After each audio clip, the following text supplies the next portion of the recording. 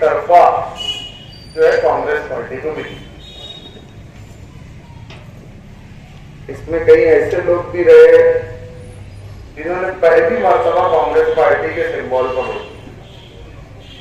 उसमें मैं खुद भी एक शामिल हूं। एक मौका मिला था अमरीश भाई के टाइम वोट देने के लिए, लेकिन थोड़ा पोलिंग वगैरह पर क्या झगड़ा वगैरह हो तो कुछ समय के लिए मुझे पुलिस ने बैठा के रख दिया था, तो मैं वोट नहीं दे पाया था उस टाइम। लेकिन इस टाइम ईमानदारी से वोट दिया हूं कांग्रेस पार्टी को। वोट हाथ कांप रहे थे, सोच रहे थे बहुत, इससे पहले जाते थे बटन दबा देते थे, इस टाइम थोड़ा, लेकिन ऊपर पीछे बीजेपी थी इसलिए फिर चल रहा कांग्रेस भी होते। सब लोग जो हैरान है, परेशान है, हर कोई आदमी एक तरीके से परेशान है कि ये हमारी सीट जो है पूरे शहर में एक तरफा वोट दिया है, तो ये सीट निकलेंगी या नहीं निकलेंगी, ये चीज नहीं होती थी।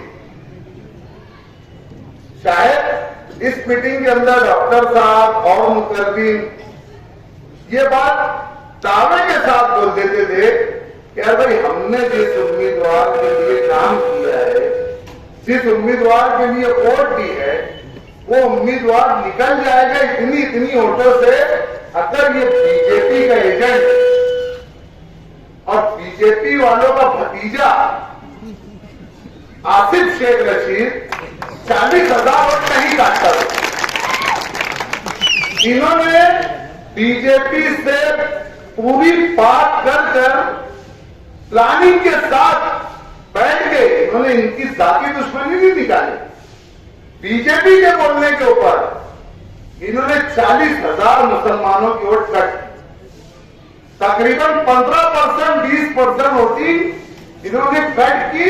और यही जो लोग थे, मैं पूरे पोलिंग बूथ पर घूम रहा था, शहर के तकरीबन पोलिंग बूथों पे हमने दौरा किया, वहां देखे हमने कि लोग बहुत बेचैन है, पंडालों में मंडपों में गर्दियां लगी है कि हमारी वोट नहीं है, हमारी वोट नहीं, लोग वोट देने के लिए बेचैन थे।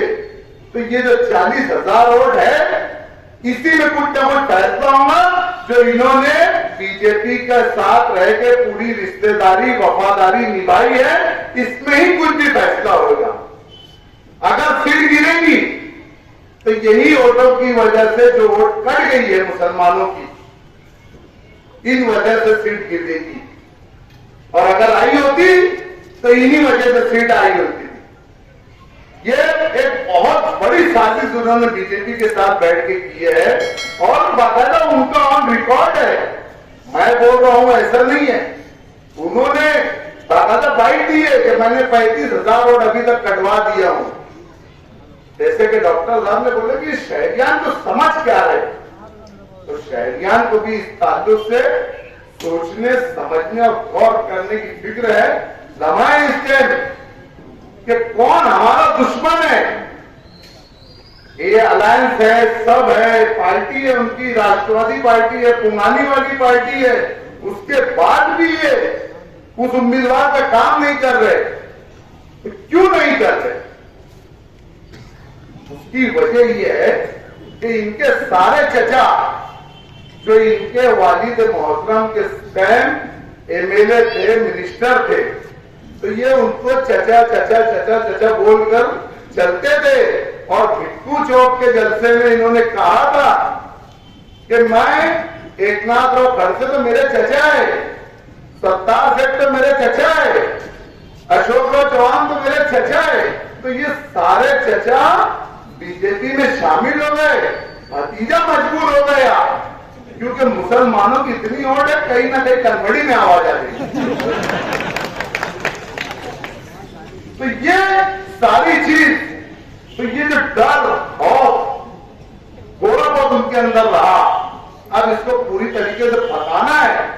और ये जो 40,000 वोट कट करे है, इसको 40,000 भी बढ़वाना है।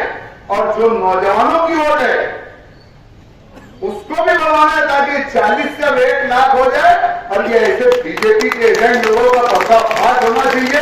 इतना ही बोल के मैं आप तमाम लोगों के शुक्रिया के साथ अपनी बात खत्म करता हूं।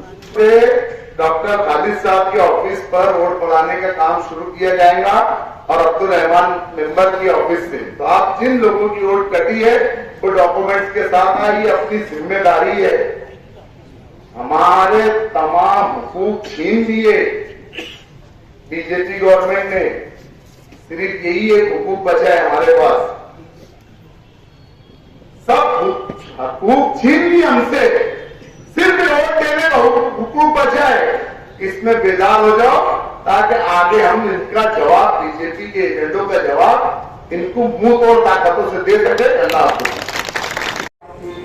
यकीन दिलाने इस बात की देना चाहता हूँ कि जैसा उन्होंने सुना और उस पर अमल, खासतौर से अपने हक जो है, वोट का जो हक है, जब मालिक बार बोले क्या हमारे पास रह जाएंगे, सब हमसे छीन दिए। अब दे देकर यही एक चीज रह गई है जिससे हम अपनी शनाख्त, अपनी पहचान, अपना निशान बाकी रख सकते हैं।